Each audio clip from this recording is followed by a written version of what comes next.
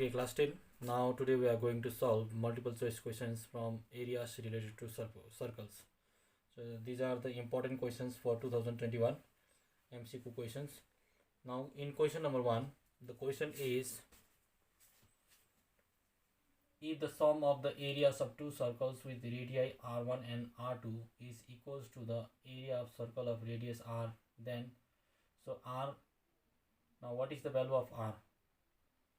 So r may be r1 plus r2 equals to r का value r1 plus r2 equals to r हो सकता है, r1 square plus r2 square equals to r square, ये भी हो सकता है।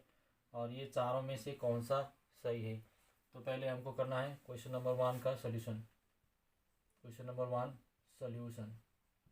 पहले हमको दो सर्कल बनाना है।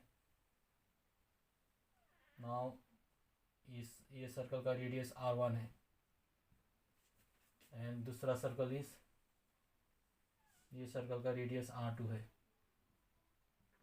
तो ये दोनों को मिला के एक सर्कल बन जाएगा, उसका एरिया होगा sum of the areas of two circle. ये दोनों का एरिया मिला के जितना होता है वो बड़ा वाला सर्कल का एरिया भी उतना ही होता है। तो रेडियस कितना होता है वो सर्कल का। तो यहाँ पर वो बड़ा वाला सर्कल, वो रिजल्टिंग सर्कल भी बनाना है। तो रिजल्टिंग सर्कल का रेडियस r है। तो हम लिखेंगे since sum of areas of two circles equals to area of resulting circle, area of resulting circle. मतलब ये दोनों सर्कल मिला के ये सर्कल बनेगा और ये दोनों सर्कल का जितना एरिया होगा वो एक एक का एरिया, उसको सम करने से इसका एरिया आ जाएगा। तो इसका एरिया आएगा तो इसका रेडियस कितना होगा, ये ऑप्शन में से ढूंढना है हमको। तो सम, ये सीन्स है, SINC सीन्स। तो sum of areas of two circles, तो ये सर्कल का एरिया होगा पाई r1 स्क्वायर, ये सर्कल का एरिया होगा pi r2 square equals to ये सर्कल का रेडियस है, एरिया है पाई r स्क्वायर। तो यहाँ से पाई को कॉमन लेना है, pi common, r1 square plus r2 square equals to pi r square. तो pi pi cancel, so r1 square plus r2 square equals to r square. So और यहाँ से देखेंगे तो ये B is correct, therefore B is correct option, correct option. ये था question number 1 का सॉल्यूशन। वैसे ही क्वेश्चन नंबर 2 में जाना है। क्वेश्चन नंबर 2 का क्वेश्चन है, area of the largest triangle that can be inscribe in a semi circle. ये क्वेश्चन नंबर 2 का सॉल्यूशन। क्वेश्चन नंबर 2 का question, area of the largest triangle that can be inscribe in a semi circle of radius r unit is. मतलब एक semi circle में एक triangle को डालना है। ये सेमी सर्कल है, ये सेमी सर्कल में ट्रायंगल को डालना है। जो ट्रायंगल सेमी सर्कल में आएगा वो ऑलवेज 90 डिग्री हो जाएगा। तो ये ट्रायंगल का एरिया कैलकुलेट करना है हमको। ये ट्रायंगल जो सेमी सर्कल के अंदर है उसका एरिया कैलकुलेट करना है। वो लार्जेस्ट ट्रायंगल है that can be inscribe in a semi circle. तो इसका रेडियस होगा r, ये r, ये r। इसका परपेंडिकुलर भी, ये भी r हो जाएगा क्योंकि radius of semicircle is equals to the height of triangle. तो पहले इसको A, B, इसको C, ये O। Now OC equals to R,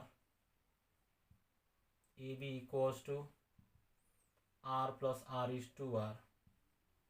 तो therefore area of triangle area of triangle calculate करना है। तो area of triangle is half into base into height. Half into base is A B and height is O C. So this equals to 1/2 into AB is 2R and BC is R. OC is R. OC is R. This is square units.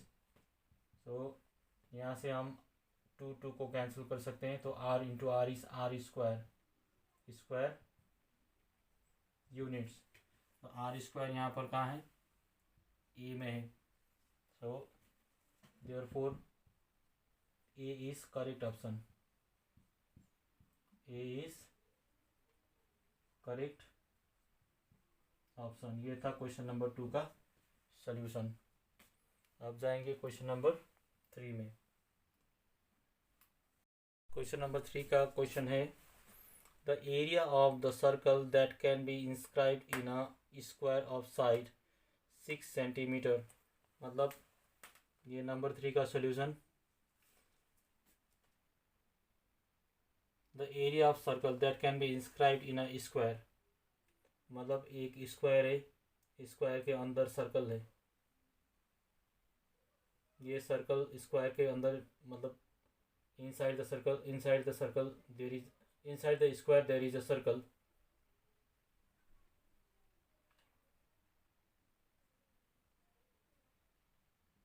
ये circle inscribe in a square जिसका side 6 centimetre है। ये 6 centimetre. तो हमको ढूंढना है what is the area of circle. So पहले लिखना है sides of square x equals to 6 centimetre. तो what is the diameter of circle. Circle का डायमीटर भी वही रहेगा। So diameter of circle equals to 6 centimetre. उसके बाद रेडियस कैलकुलेट करना है। Radius is the half of diameter. So radius r equals to 6/2 centimetre. तो अब हमको कैलकुलेट करना है area of circle inscribe in a square. तो एरिया ऑफ सर्कल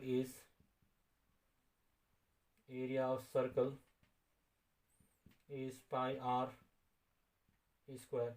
ये हो जाएगा 3 centimetre. Radius is 3 centimetre. So pi को पाई में ही रखना है क्योंकि हमको answer in terms of pi चाहिए। तो इन टर्म्स ऑफ पाई में हमको आंसर निकालना है।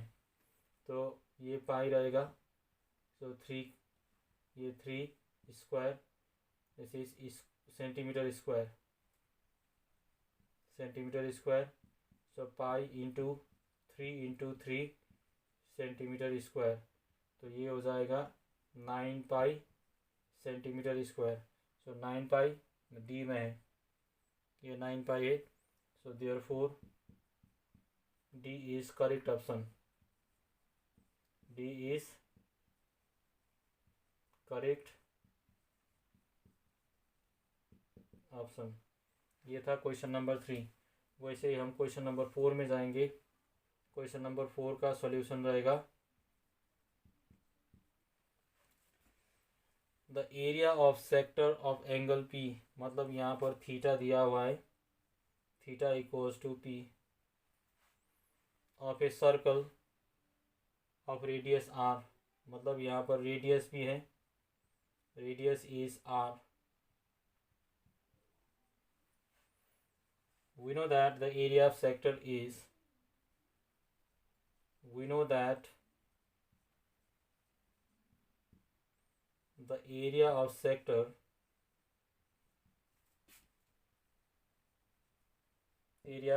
equals to, formula is theta by 360 degree into pi r square। Pi R square, यहाँ पर theta is P. So P by 360 degree into pi R square. तो ये तो ऑप्शन में नहीं है। अब हमको क्या करना है, न्यूमरेटर एंड डिनोमिनेटर बाय 2, तो यहाँ से आएगा